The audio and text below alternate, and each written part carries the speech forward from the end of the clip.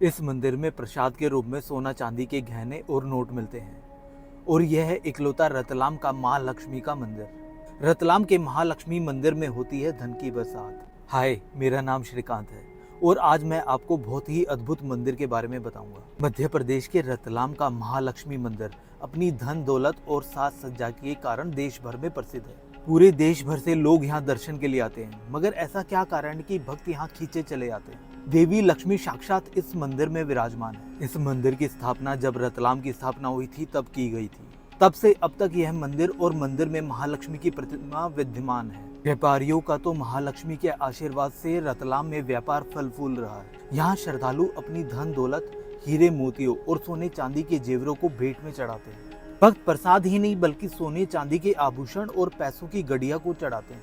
इस मंदिर का दीपावली में भव्य दृश्य होता है। इसकी सजावट में लगे जेवरों और पैसों की गड़ियों को देखकर लोग इसे कुबेर का खजाना बताते हैं। यहाँ लोग अपनी धन दौलत, हीरे मोतियों और सोने चांदी के जेवरों को भेंट में चढ़ाते हैं। मंदिर में दीपावली के समय फूल की जगह इन्हीं पैसों और जेवरों से महालक्ष्मी का श्रृंगार किया जाता है। इसी कारण इसे कुबेर का खजाना भी कहते हैं। माँ महालक्ष्मी के इस मंदिर में साल भर भक्तों की भीड़ रहती है। भक्तजन यहाँ आकर करोड़ों रुपए के जेवर और नकदी माता के चरणों में चढ़ाते हैं। दिवाली के अवसर पर इस मंदिर में धनतेरस से लेकर 5 दिन तक दीपोत्सव का आयोजन किया जाता है। इस दौरान मंदिर को फूलों से नहीं बल्कि भक्तों के द्वारा दिए गए गहनों और रुपयों से सजाया जाता है। फिर इसे दीपावली के 5वें दिन बही खाते में रिकॉर्ड के आधार पर भक्तों को लौटा दिया जाता है। ऐसा माना जाता है कि यहाँ से मिले पैसों और जेवरों को बेचा नहीं जाता बल्कि इन्हें तिजोरियों में रखा जाता है। मान्यता है कि जिस किसी का धन महालक्ष्मी के श्रृंगार के रूप में लगता है उसके घर में सुख समृद्धि बनी रहती है। महालक्ष्मी के पास दाहिनी तरफ भगवान गणेश और बाईं तरफ माता सरस्वती विराजमान है। ऐसा कहा जाता है लक्ष्मी प्राप्ति के लिए ज्ञान की आवश्यकता होती है, जिसके लिए माँ सरस्वती का आशीर्वाद जरूरी है। वही लक्ष्मी की प्राप्ति के बाद मनुष्य की बुद्धि असंतुलित हो जाती है, इसलिए सद्बुद्धि के लिए भगवान गणेश का आशीर्वाद भी आवश्यक है। माता लक्ष्मी के इस मंदिर में दिवाली पर मिलता है गहनों का प्रसाद। भक्तजन मंदिर में भगवान का आशीर्वाद मांगने जाते हैं और उनका प्रसाद लेकर घर आते हैं। लेकिन कभी आपको प्रसाद के रूप में सोना चांदी और गहने और नोट देखने को मिले हैं जो इस मंदिर में होता है? महाराजा रतन सिंह राठौर ने रतलाम शहर को बसाया था।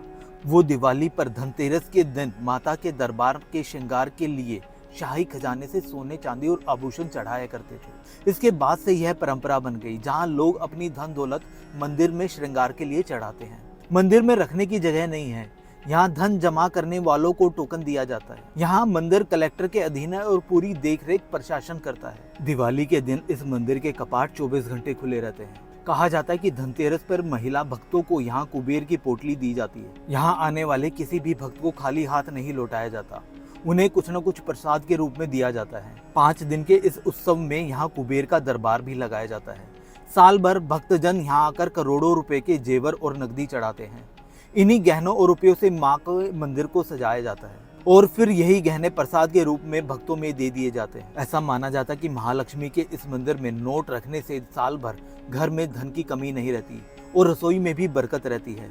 यहाँ से मिलने वाले प्रसाद को लोग शगुन और शुभ मानकर हमेशा अपने पास रखते हैं और कभी खर्च नहीं करते। मंदिर में गहनों और रुपयों को चढ़ाने की परंपरा वर्षों से है। यहाँ पर भक्तों की भेंट को रजिस्टर में नोट करवाया जाता है। फिर दिवाली के बाद रिकॉर्ड के आधार पर ही भक्तों को उनके गहने और रुपये प्रसाद स्वरूप वापस किए जाते हैं। भक्तजन मानते हैं कि ऐसा करने से माँ लक्ष्मी की कृपा उन पर हमेशा बनी रहती है ना अद्भुत?